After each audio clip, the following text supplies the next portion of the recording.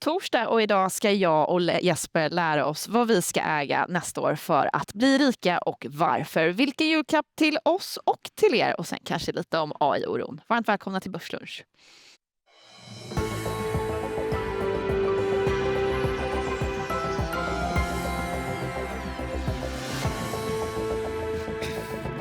Så är det Elin, och med oss denna härliga torsdag har vi Anna-Karin Hempel från Alfred Berg och Sebastian Hallenius från Länsförsäkringar. Välkomna tillbaka båda två. Kul att ha er här.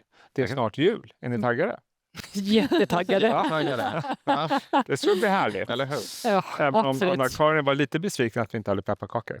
Ja, jag hade blivit lovad pepparkakor. Men Jag hade lovat det. Var det du? Elin, Jag men här fick ett mejl igår. Ja. Det blev pepparkakor och så har vi inga. Ja. Tråkig start på Börslunch. Jag försöker rycka upp oss lite grann. Kul med räntebesked nu på morgonen. Det var ju, såg jag 12 av 12 hade förväntat sig att det skulle bli oförändrat. Och det blev det också. Så att, finns det någon dramatik att ta fram? Ja, icke-news skulle jag säga. Icke-news? Ja, för att ha fin norsk-svensk tagning på det hela. News, alltså, Ska man dra någonting ut i så gör jag det. kanske att man skulle haft en lite bättre friskrivning nästa år. Inflationen nästa år som man presenterar är ju väldigt låg. Är det 0,9-0,6 beroende på de olika måtten. Och det är till stor del på grund av att man tar bort eller matmomsen sänks då. Och att man inte kanske friskriver sig mer och pratar om ex-matmoms, den faktiska inflationen så att säga. Det tar vi till oss. Det kan vara någonting att plocka upp, att man bara börjar kommunicera vad den faktiskt är utan det här då skatteändringen, så då kanske det inte är så mycket räntehöjningar nästa år. Nej, då ser det ju väldigt bra ut. Ja, då har vi tillväxt och låg inflation. Så det är en del som har spekulerat i att nästa steg blir faktiskt en räntehöjning. Ja, men precis. Jag vet inte, var ligger ni någonstans i den Vin. Det generella är ju svårt att se hur... Tidigare så har man bara för att konjunkturen går bra så har man inte höjt räntan. Konstigt nog, kanske. Så det ska vi också ta med sig. Men ska vi titta på, de säger ju ändå att svensk ekonomi ljusnar och vi kan titta lite grann på hur BNP-prognoserna ser ut. Det är väl framförallt den gröna linjen vi ska titta på som är för 2026 som inte jag är helt ute och cyklar. Precis, och det här är egentligen bara för att berätta om hur vi har handlat det tidigare då. Att vi har med både 24 och 25 här, 25 den röda, där vi haft en hög förväntan inför varje år och så har vi kontinuerligt skrivit ner tillväxten i 2 år i rad. Och nu, den här gången så är det annorlunda. Det är klart. Nu har vi behövt skriva upp den redan så att säga. Den går inte ner. Nej. Och så blir ju basen lägre för vi har haft 2 dåliga år. Så jag säger, this time it's different. Ja. Håller du med? Vi får väl se. Ska vi ta några nyheter? Eller? Ja, låt oss ta några nyheter. Hemnet är dagens förlorare på börsen. Man faller 8% på att Nordea upprepar sälj och justerar riktkursen från 200 kronor då ner till 121, vad vi kan kalla för något av en slakt. Och det här då efter att man gjort en enkät bland mäklare där nästan 70% svarat att priserna på Hemnets annonser då är oacceptabelt höga och därför tror Nordea att Hemnet inte kommer att kunna höja priserna. Någonting som vi ändå haft en del i studion som har pratat om tidigare också. Sen kan vi nämna att Skistar har rapporterat omsättningen lite högre än väntat men rörelseförlusten låg på ungefär samma nivå som förra året. Däremot var bokningsläget inför kommande vinter ned med cirka 2% mot förra året. Skistars vd Stefan Sjöstrand besökte EFN Börsfrukost i morse och sa så här om bokningsläget. Det är en stabil rapport. Det är ju ett av våra minsta kvartal såklart. Så det som många, du själv pratar om är just bokningsläget. Hur ser det ut inför kommande vinter? Och det är väldigt stabilt. Vi hade ju en ganska kraftig uppryckning för några år sedan.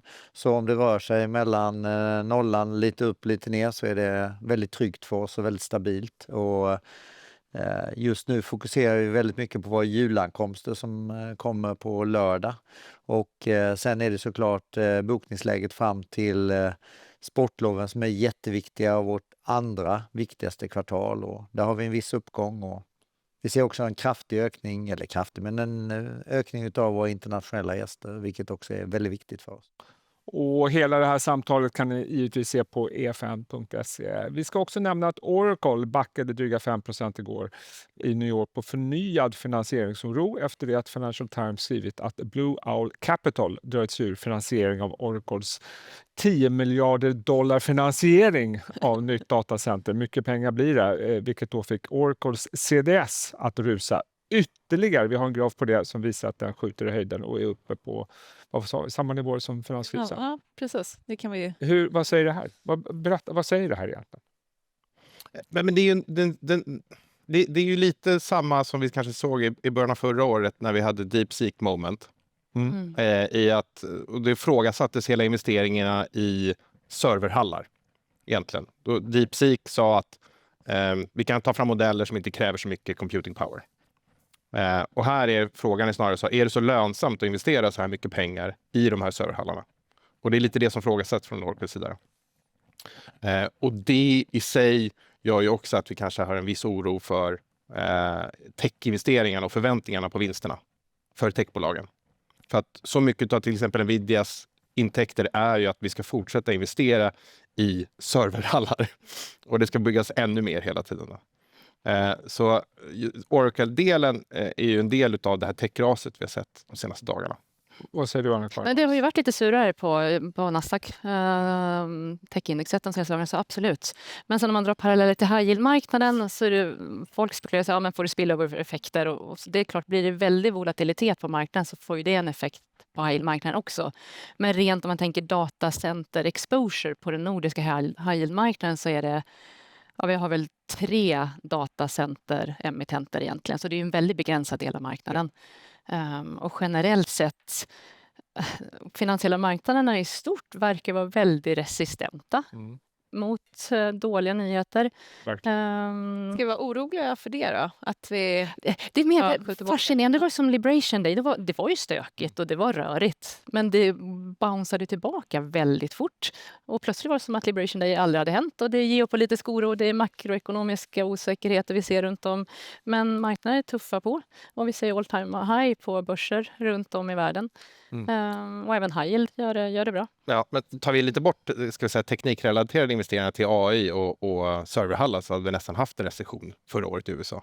Och det hade lite varit en plan med att stigande arbetsmarknad, man stramar åt och så vidare. Men det har varit den här stora techinvesteringen har ju lett att vi ändå haft positivt på tillväxten i USA. Så härifrån skulle jag vilja säga att vi kanske har lite mer positivt på amerikanska ekonomi än vad vi varit. Om man då kan filtrera bort techinvesteringarna så har vi redan gått igenom den där tuffa perioden. Och för någon då som är lite grann analfabet. Vi hade en graf uppe som visade på obligationsmarknaden i USA. Det här är baserat på en sån här high yield ETF, jag tror den heter iBox, som visar lite grann precis det de var inne på. Där är det liksom, går bra. Klicka på, nästan all time high. Ja, det är tuffa på. Så att det finns inte någon bred oro, så man tolkar det så. Ja, och det ser man ju om man kollar på VIX-indexet. Det mäter volatiliteten på aktier. Och så har vi Move som är motsvarande för obligationer. Det är också under historiska snittet. Det spikar lite uppåt och så händer något och sen så rätt ner igen. Så ja, marknaden är på gott humör. Men på tal om obligationsmarknaden då, i Norden så har vi väl spreadat isär lite här under fjärde kvartalet och under året. Under året, ja. Hur kommer det sig? För det ser väl inte likadant ut på övriga marknader? Nej, både amerikansk och europeisk high yield har kommit ner under året. Norden är faktiskt den enda marknaden som har spreadat ut 70-75 punkter, någonting där. Så vi ser ju att det blir en mer krokodilgap mellan marknaderna. Vi har alltid fått mer betalt av att investera i nordisk high yield än vad det har varit utomlands på de internationella marknaderna. Och det är en likviditetspremie. Det är mindre likvida namn, det är mindre bolag som emitterar, mindre andel ratade bolag. Och sen tycker jag att det är sunt. Det är mer osäkerhet nu. Man måste prisa den underliggande risken. Så in my world så makes det sense att det spreadar ut här. Och hur mycket skulle du säga att den här spreaden är kanske utav bankernas resolutionsavgifter i att de inte sitter på samma typ av lager över årsskiftet? Det kan vara en faktor. Sen är det, marknaden har ju ändrat sig lite. Det är andra typer av emittent på marknaden nu. Mer och mer internationell andel, eller större internationell andel. Icke-nordiska bolag som kommer till marknaden. De prisas lite högre. Det är bolag vi inte känner sedan tidigare. Så det är flera faktorer som har bidragit till det här. Jag har för mig att när vi träffades senast så sa du att det är just många utländska bolag som har sökt sig till den nordiska marknaden. Ja. Vad är främsta skälet till att man kommer hit? Och är det ett sundhetstecken eller en varningssignal? Vet du, jag tänker att det här är jätteviktigt att göra ditt jobb som förvaltare. Bara för att de kommer till marknaden och printar obligationer behöver du inte investera i det här. Men vi ser en större andel internationella emittenter och det är enklare dokumentation i Norden än vad det är. Ett term sheet eller lånevillkor i USA är som 250-300 sidor. Här är vi på 20-30. Så det är en raskare process, enklare dokumentation, men det är en prövad dokumentation. Det har ju funnits high yield-marknaden i lång tid nu och varit igenom kristider och det har visat att det här fungerar. Så enkla processer gör att de kommer till marknaden. Det var en massa likviditet.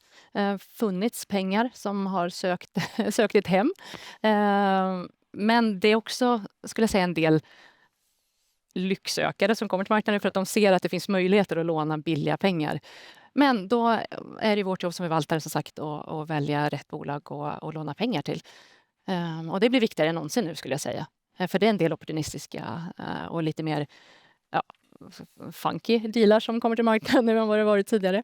Vill du flika in någonting, Sebastian? Jag tror också att du har med dig en bild som rör också obligationsmarknaden. Ja, precis. Och i vår marknadsvis så är vi ju underviktade ska jag säga, globala företagsobligationer, givet att det är låga spreadar och precis som har visat så har det kommit ner oerhört på den marknaden.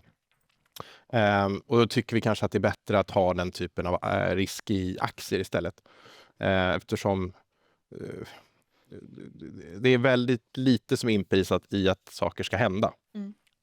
Så att du får en pytteliten pickup, men skulle det bli dåligt så får du ge bort väldigt mycket väldigt fort. Så det är priced for Det är priced to perfection, får vi säga.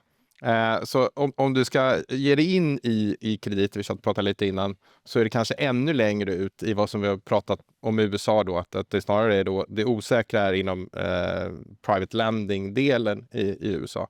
Där du har en högre osäkerhet just nu och extremt höga yields på upp på 10-12% i de här typerna av delar. Samtidigt tänker jag med värderingar som vi ser på aktiemarknaden, all time highs, det är stor fallhöjd på aktiemarknaden. Jag tänker high yield absolut är ett fint ställe att vara på. Några speciella sektorer som ni känner är extra intressant? Är det några speciella områden inom det? Eftersom det finns så stort utbud uppenbarligen. Ja, det har blivit en mycket mer väldiversifierad marknad. Så det finns ju mycket mer att välja på. Men igen, det är viktigt att välja rätt bolag. Vi har ett diversifieringsfokus skulle jag säga. Vi ska inte ha någon stor tilt i någon sektor eller i något bolag. Utan det ska vara en väldigt fin spridning på både geografier, på segment, på bolag, på länder. Så jag tänker att med den aktiemarknaden är mycket mer volatil. High yield, du har möjlighet att få aktielik avkastning men med lägre volatilitet. Precis. Så jag tycker, vi i Alfredberg, vår high yield-fond är upp 5,6 någonstans procent i år. Med den, alltså på riskjusterad basis. Ja, basis är det jättebra. Och det som är viktigt också, det är ju fixed income. Vi får ju kuponger hela tiden. I aktier får du utdelning, går det bra så får du utdelning. Medan vi sitter här och tickar in kuponger som rullar in på daglig basis. Och det ger en fin buffer i oroliga tider. Vi ska titta vad Sebastian gillar istället. För uppenbarligen är inte... Nu ska vi hålla pilarna rätt här. Ja, men, jag tolkar det här rätt så är det Sverige är the thing. Vi tar i här. Vi tar i. Ja. This time is different. Det är klart det är lite det som är temat.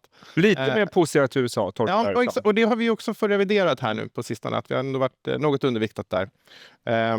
Och det är lite det som pratar att vi kanske ser att vi går igenom den så kallad soft patch i USA snarare än att vi kanske går in för den här hårdlandningen. Trots att vi ser att arbetslösheten går upp. Lite oroväckande. Och då brukar vi också se att vi har en viss recession varje gång när det börjar komma upp.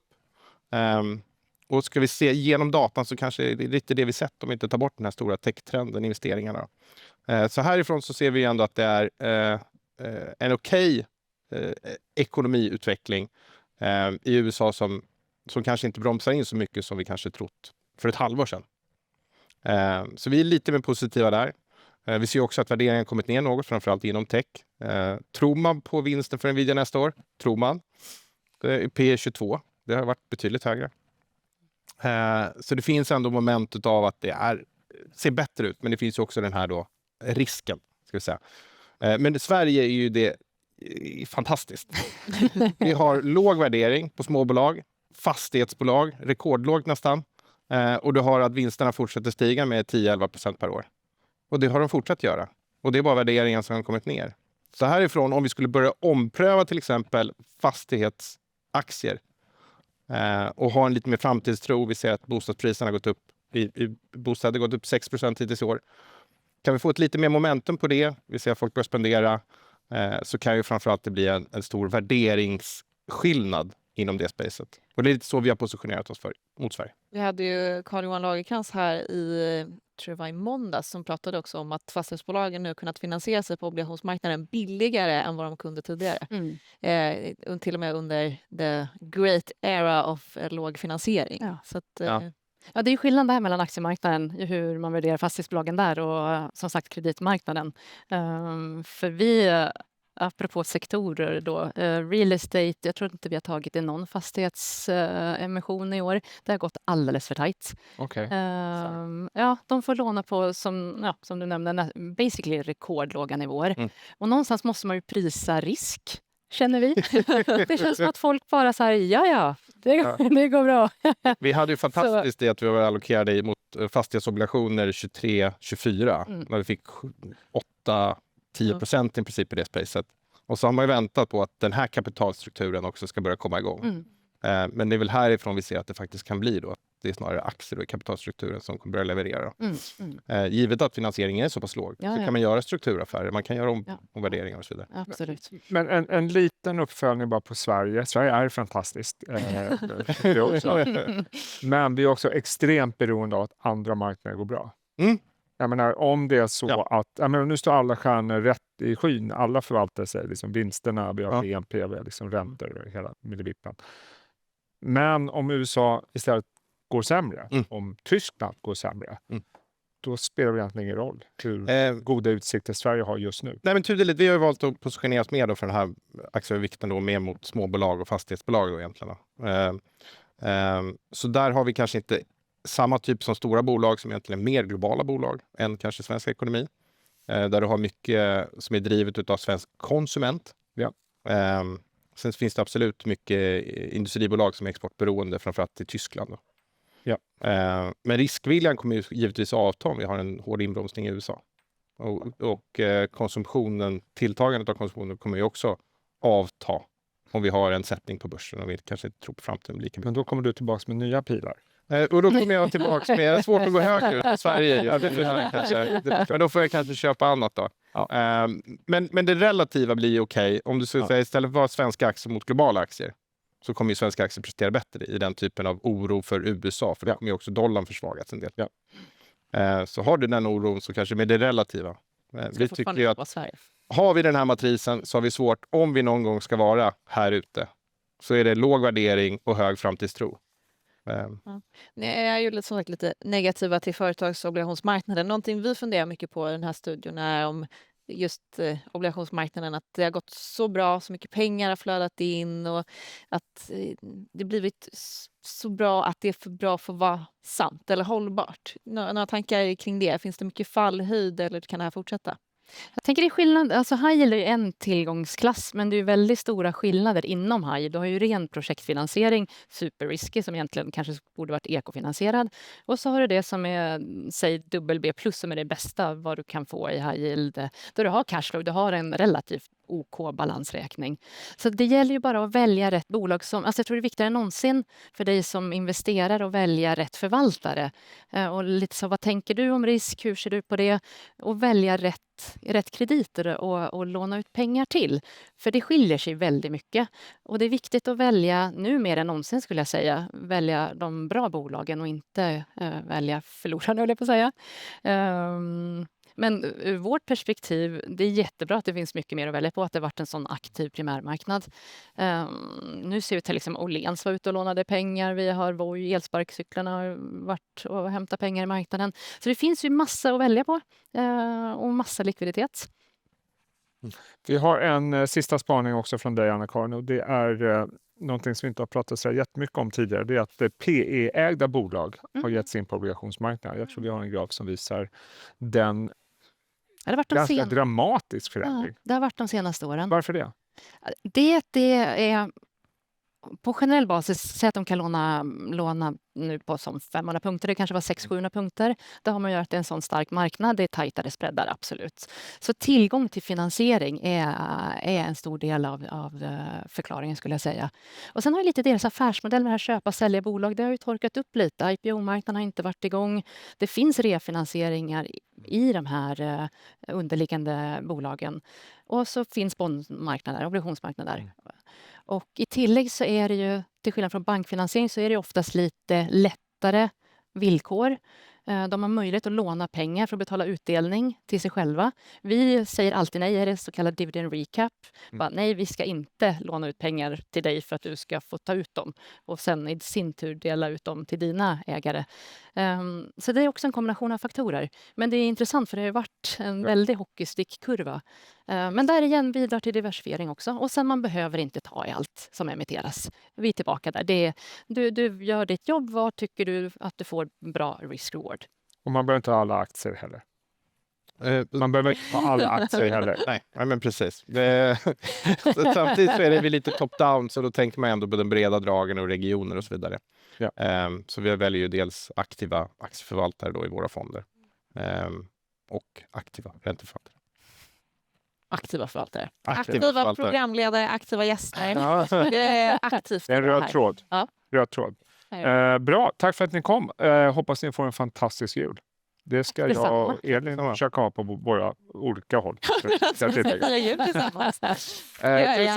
Tusen tack för att ni har tittat. Börslunch är tillbaka imorgon igen 11:45. Ha det bra.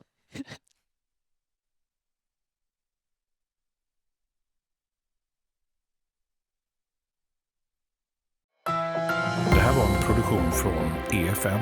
Ansvarig utgivare Anders Hägerstrand.